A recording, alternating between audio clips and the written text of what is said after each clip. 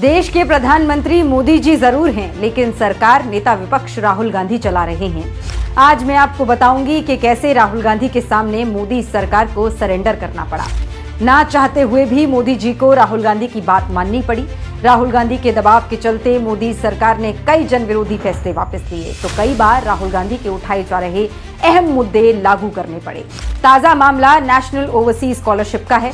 मोदी सरकार ने national overseas scholarship में चुने 106 में से 66 स्टूडेंट्स को विदेश में पढ़ने की स्कॉलरशिप देने से मना कर दिया। कहा कि हमारे पास फंड नहीं है। जैसे ही मोदी सरकार का ये तानाशाही फरमान आया, वैसे ही नेता विपक्ष राहुल गांधी ने छात्रों के समर्थन में आवाज उठाई। राहुल गांधी ने मोदी सरकार से पूछा, बीजेपी आरएसएस नेताओं के बच्चों को कहीं पढ़ने पर कोई अड़चन नहीं, मगर जैसे ही कोई बहुजन छात्र आगे बढ़ता है, पूरा सिस्टम अड़ंगा लगाने लगता है। राहुल गांधी के इस ट्वीट के बाद मोदी सरकार को अपनी गलती का एहसास हुआ। दबाव बढ़ा तो सरकार ने कहा, हम फंड की व्यवस्था करेंगे।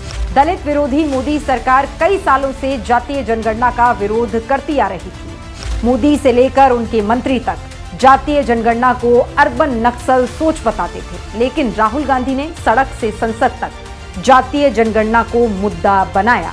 हमारा अगला कदम जातीय जनगणना होगा। जो मैंने वायदा किया था, इसी हाउस में यहाँ हम कास्ट सेंसस लागू करेंगे। ये हंसने की बात नहीं है, ये जातीय जनगणना है। ये जातीय जनगणना है, इससे देश बदल जाएगा। अर्जुन को सिर्फ मच्छी की आंख दिख रही थी, उसी प्रकार मुझे सिर्फ मच्छी की आंख दिख रही है। जातीय जनगणना हम करा के दिखाएंगे। खत्म। मोदी जी को समझ आया कि राहुल गांधी सही कह रहे हैं, जातीय जनगणना तो करानी ही पड़ेगी। सरकार ने यू टर्न लिया और अब जातीय जनगणना कराने का ऐलान किया है। केंद्र सरकार जातीय जनगणना कराएगी, ये बड़ी खबर।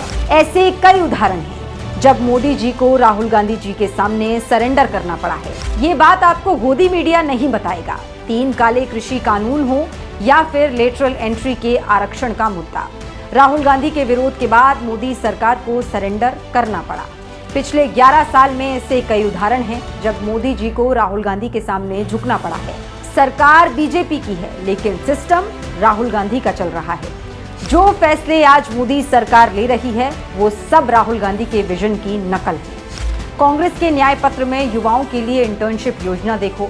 कुछ दिन बाद बीजेपी ने बजट में वही स्कीम रख दी। राहुल गांधी ने ट्रक ड्राइवर्स के एसी कैबिन की बात की, बीजेपी ने ऐलान कर दिया।